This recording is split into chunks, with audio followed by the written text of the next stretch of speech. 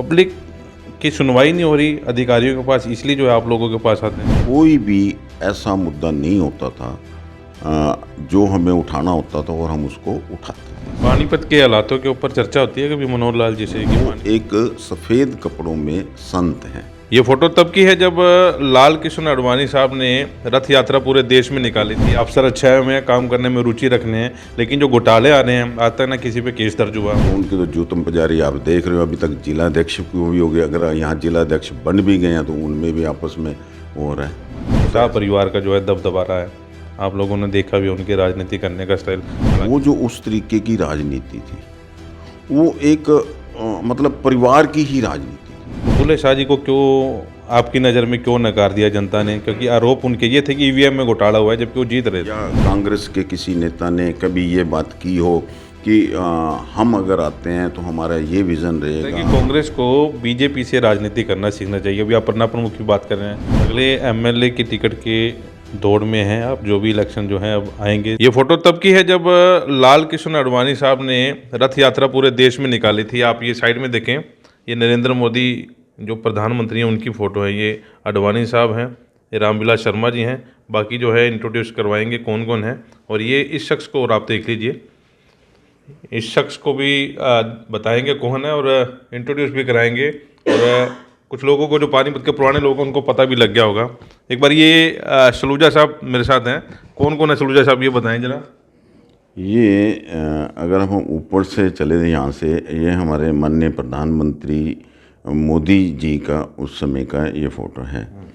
इधर आडवाणी जी की वाइफ हैं, ये आडवाणी जी हैं। और इधर हमारे रमेश जोशी जी जो उस समय हमारे प्रदेश अध्यक्ष होते थे।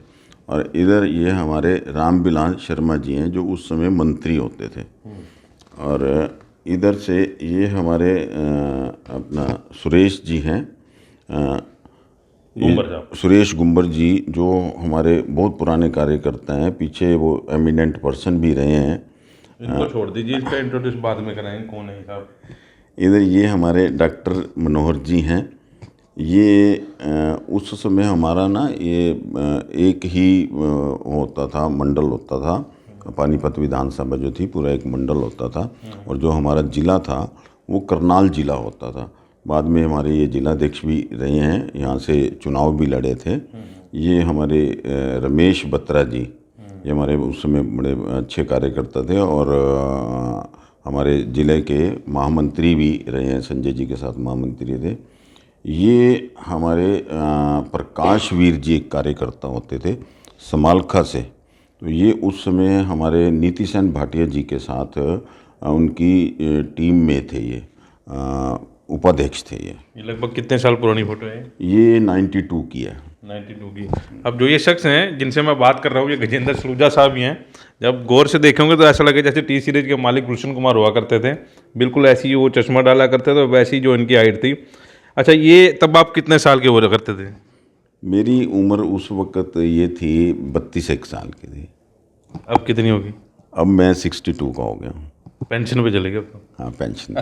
चलिए फ़ोटो रख दें तो परिचय करवाते हैं। गजेंद्र सलूजा साहब हैं, बीजेपी के कद्दावर नेता हैं और जो सांसद हैं, जो केंद्रीय मंत्री करनाल हैं मनोहर लाल, उनके प्रतिनिधि के तौर पर जो हैं यहाँ पर काम देखने सुबह 11 बजे दफ्तर में पहुँच जाते हैं और शाम को 5-6 बजे जो है दफ्तर से निकल जाते हैं। आजकल इनकी फेसबुक की फ़ोटो देखें तो ज़्यादातर इनका जो है समय आजकल शादियों में गुजर रहा है, क्योंकि शादियों का सीज़न है और कई बार हमारा जो है बातचीत हो भी जाती है शादियों में।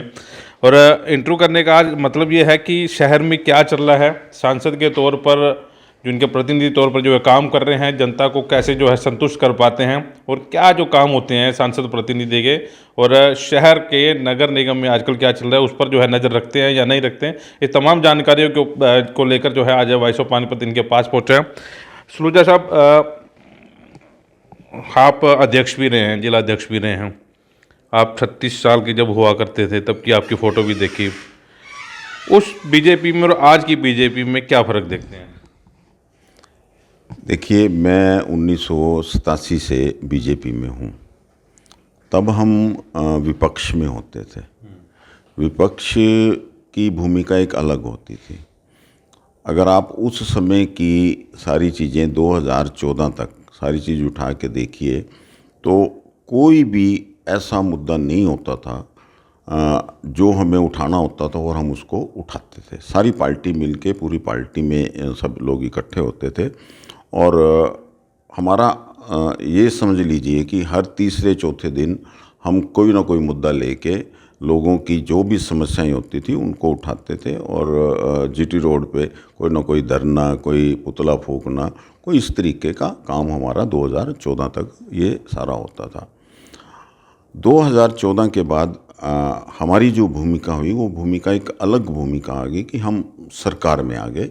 हमारी पार्टी की सरकार आ गई, केंद्र में भी सरकार आ गई और प्रदेश में भी सरकार आ गई।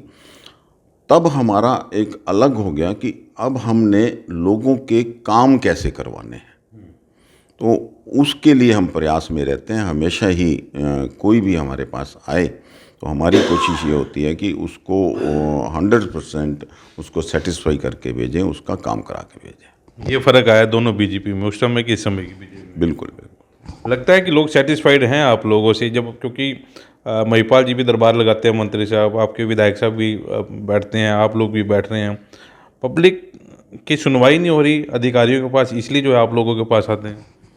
देखिए, मैं इसको दूसरे तरीके से लेता हूँ। जब आप काम कर रहे होते हैं, लोगों की आज जो अपेक्षा है वो बढ़ती ही जाती है। आपका एक काम हो गया तो उसको लगता है कि यार दूसरा काम, या उस काम में भी उससे और अच्छा काम। तो ये चीज़ें तो आगे भी चलती रहेंगी, लोगों की अपेक्षाएं भी बढ़ती रहेंगी। और आप देख रहे हैं कि 2014 के बाद जितने काम हुए हैं, चाहे वो केंद्र के हैं, चाहे वो स्टेट के हैं, आपको हर जगह वो कामों में बढ़ोतरी ही मिलेगी। और लेकिन अगर आप ये कहें कि फिर भी लोग वो शिकायतें तो आएंगी, उसको आप रोक नहीं सकते। आप तो ये कर सकते हो कि उसमें और कितना बेहतर करके और कितना बेहतर दे सकते हो। लोग किस तरह की शिकायतें सुबह आपके पास पहुंच जाती हैं, क्योंकि 11 से 5 तक जो आपकी परमानेंट ड्यूटी यहाँ पर है, लोगों की सुनवाई करते हैं, उसके बाद फील्ड में भी चले जाते हैं, किस तरह की लोग जो हैं शिकायतें लेकर आते हैं? देखिए, यहाँ मेरे पास हर तरीके के लोग मिलने आते हैं। पार्टी के कार्यकर्ता भी होते हैं, आम लोग भी होते हैं, जिसको जैसे कोई पता लगा।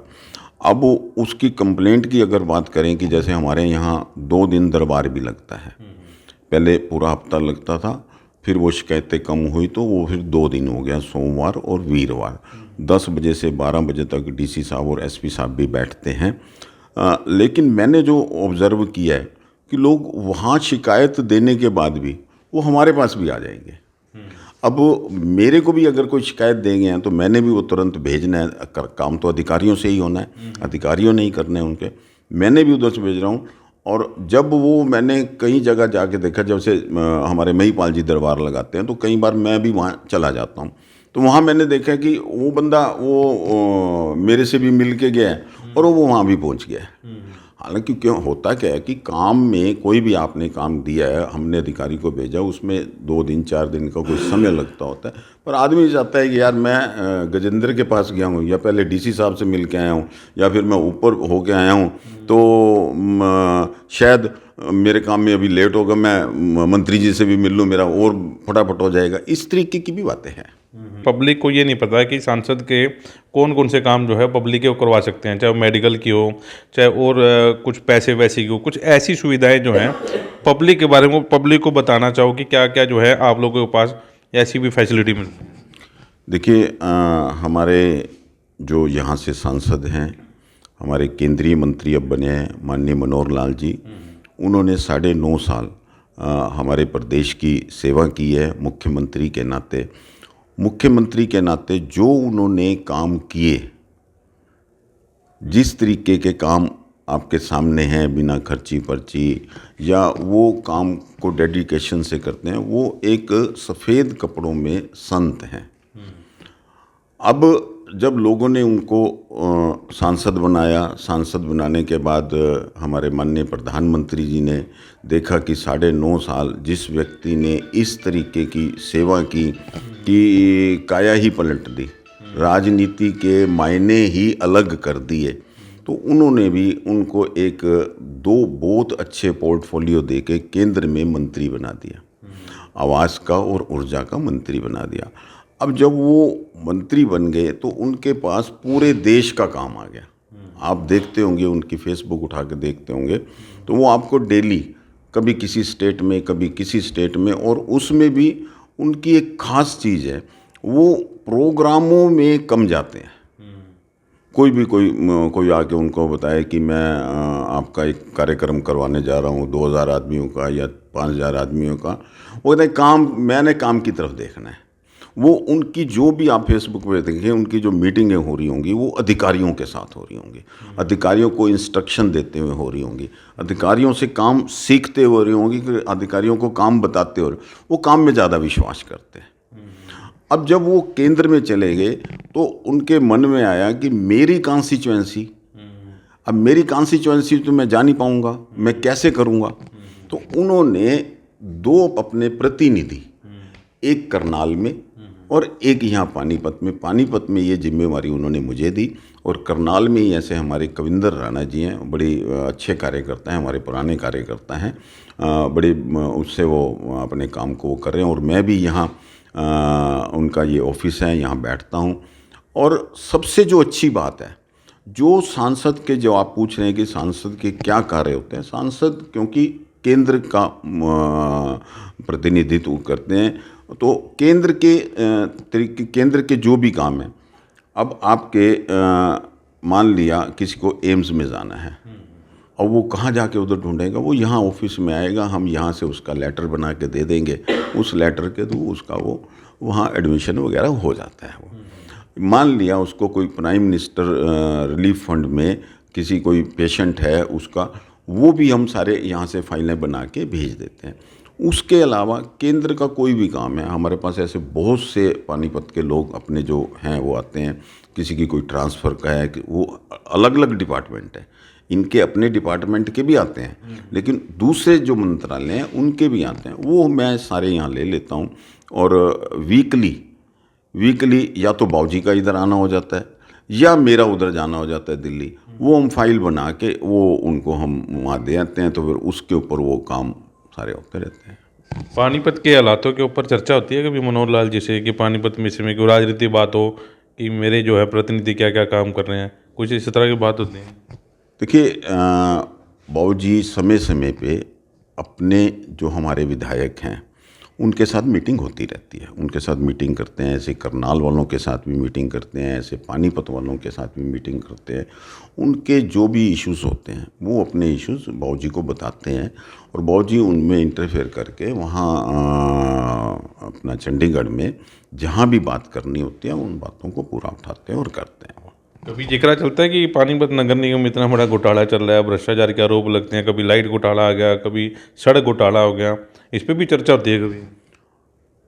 देखिए, कई बार मैं उसमें मीटिंग में नहीं बैठा होता तो बातें तो सारी आती हैं, और उनके पास आपके मीडिया के थ्रू भी सारी बातें पहुंच जाती हैं। उन्होंने जिस तरीके से अपने काम को करना है, वो अपने काम को जहां अधिकारियों से बात करनी है, जहां विधायकों से बात करनी है, वो करते रहते हैं। आपको लगता है, क्योंकि शहर के रहने वाले हो, शहर के बाशिंदे भी हो आप लोग, और इतना बड़ा ओहदा भी आप लोगों के पास है, और नगर निगम, क्योंकि भ्रष्टाचार की बात करें तो नगर निगम का नाम तो जाहिर तौर पर पहले आता है जब बात की जाए, तो आपने कभी खुद इंटरेस्ट लिया है एज ए सांसद के प्रतिनिधि कि जाके देखे कि नगर निगम में ऐसा क्या हो रहा है कि बार बार जो है बदनाम जो है पानीपत नगर निगम की वजह से हो रहा है? हालांकि अफसर अच्छा है, हमें काम करने में रुचि रखने हैं, लेकिन जो घोटाले आ रहे हैं, आज तक ना किसी पे केस दर्ज हुआ, एक विजिलेंस की जांच आई थी उसके ऊपर मामले दर्ज हुए, आज तक वो अधिकारी अरेस्ट नहीं हुए, कहाँ ये चीज़ें सारी दब जाती हैं? देखिए, मेरी नज़र में जो मैंने देखा है और मैं देख भी रहा हूँ, हमारे डीसी साहब हैं, हमारे एसपी साहब हैं, हमारे कमिश्नर जो एडीसी साहब भी हैं पंकज जी, हमारा यहाँ जो पहले बहुत ज़्यादा वो था, फैमिली आईडी के ऊपर बड़ा पंगा चल रहा था और लोगों की बहुत ज़्यादा शिकायत होती थी, लेकिन आज आप देखेंगे कि 80% से भी ज़्यादा उस पर काम हो गया। कोई इस तरीके का कोई केस मेरी नज़र में तो नहीं आ रहा। अगर कोई आता भी है तो हम तुरंत भेजते हैं, तुरंत की तुरंत वो कार्रवाई हो जाती है। मैं भ्रष्टाचार की बात कर रहा हूँ, अभी मीडिया के उसमें तो देख ही रहे पढ़ ही रहे होंगे कि लाइट घोटाला जो है वो लगातार चरम सीमा पर है। देखिए, मीडिया अपना ड्यूटी पूरी निभाता है, अपने काम को अंजाम पूरा देता है, और मीडिया का काम भी है ये करना, और उनको करते रहना चाहिए। और हम लोगों का काम क्या बनता है कि जो मीडिया से कोई बातें पता लगती हैं या लोगों से हमें पता लगता है, हम उस चीज़ को आगे बढ़ के उसको ठीक कराएं। अच्छा, उसको हम करते हैं। विपक्ष बार बार आरोप लगाता है कि हरियाणा को जो है मनोहर लाल चला रहे हैं, नायब सैनी नहीं चला रहे। ये भी लगातार आप देखते हैं विपक्ष की बार बार। आपको क्या लगता है कि मनोहर लाल जी चला रहे हैं, मनोहर अपना सैनी साहब चला रहे हैं हरियाणा? देखिए, पहली बात तो मैं ये कहूँगा कि हमारे हरियाणा में विपक्ष नाम की कोई चीज़ ही नहीं है। जिनको आप विपक्ष कहते हैं वो आपस में ही उलझे हुए हैं, आपस में ही लड़ाई कर रहे हैं। अगर आप हमारे संगठन की बात करें तो हम कहाँ पन्ना प्रमुख तक पहुँचे हुए हैं। अब हम आगे इससे भी और नीचे जाने की तैयारी कर रहे हैं कि उस पन्ने के ऊपर, जिसको हमने 60 वोटों के ऊपर एक पन्ना प्रमुख बनाया था, हम उसको भी पन्ना समिति तक बनाने जा रहे हैं कि उस पन्ने को भी, अगर उसमें 60 वोट हैं तो 60 वोट को भी हमारे 5 लोग अगर आपस में बांट लें तो कितने कितने वोट आते हैं या कितने कितने परिवार आते हैं। और अगर आप विपक्ष की बात करें तो उनके तो जूतम पुजारी आप देख रहे हो, अभी तक जिलाध्यक्ष को भी हो गया। अगर यहाँ जिलाध्यक्ष बन भी गए हैं तो उनमें भी आपस में वो हो रहा है। वो तो ऐसे ही ये पूरे प्रदेश की वो है। तो ये जो नए जिलाध्यक्ष बने हैं, लगता है पार्टी में मजबूती आएगी कि यहाँ भी जूतम बाजार होना है? हम तो चाहते हैं कि मजबूती आए, विपक्ष अच्छा होना चाहिए। विपक्ष अगर मजबूत होगा तो हमें भी लगेगा कि ठीक है, और हम काम और बेहतर तरीके से करें। वो हमारे अंदर कुछ, देखो हर इंसान के अंदर कहीं ना कहीं कमियां होती हैं, अगर वो हमारी कोई कमी निकाल के हमारे आगे लाते हैं तो हम उसको और अपने आप को निखारेंगे, आगे बढ़ेंगे हम। 2014 से पहले तो शाह परिवार का जो है दबदबा रहा है। आप लोगों ने देखा भी उनके राजनीति करने का स्टाइल। हालांकि ठीक है, भ्रष्टाचार का आरोप आज भी एक भी नहीं है उस परिवार के ऊपर। उनकी जब राजनीति हुआ करती तो उस राजनीति को किस नज़रिए से आज की डेट में आप लोग देखते हैं? देखिए, मुझे ऐसा लगता है कि वो जो उस तरीके की राजनीति थी वो एक मतलब परिवार की ही राजनीति थी। ऐसे ही आप दूसरी पार्टियों का ले लो, उनका भी एक परिवार का ही दबदबा होता था। हमारे भारतीय जनता पार्टी में ना पहले था ना आज है। यहाँ तो काम को सलाम है, जो काम करता करता कार्यकर्ता आगे काम करता जाता है उसको आगे बढ़ाया जाते हैं। नहीं, मैं सवाल ये था कि शाह परिवार ने जो राजनीति की है इस शहर में लगातार 5-6 साल जो बने हैं, शहर में वो काम हो पाए हैं जिसकी ज़रूरत थी शहर को? देखिए, उस समय की बातें हैं, उन्होंने भी अपने समय में अपने काम कराए हैं। हमारे बलबीर पांचाल जी अच्छे, ईमानदारी में उनका नाम आता था और अच्छे विधायक थे।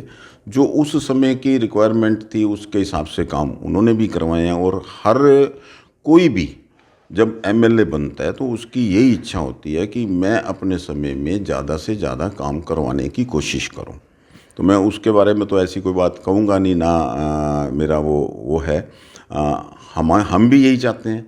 हमारे भी जो विधायक बने हैं, जो भी अभी तक बनते आ रहे हैं, सब अपनी तरफ से कोशिश करके कि अपना मैक्सिमम से मैक्सिमम 100% कैसे दे के लोगों के बीच में रहें, लोगों की बात सुने, लोगों के काम कराएं।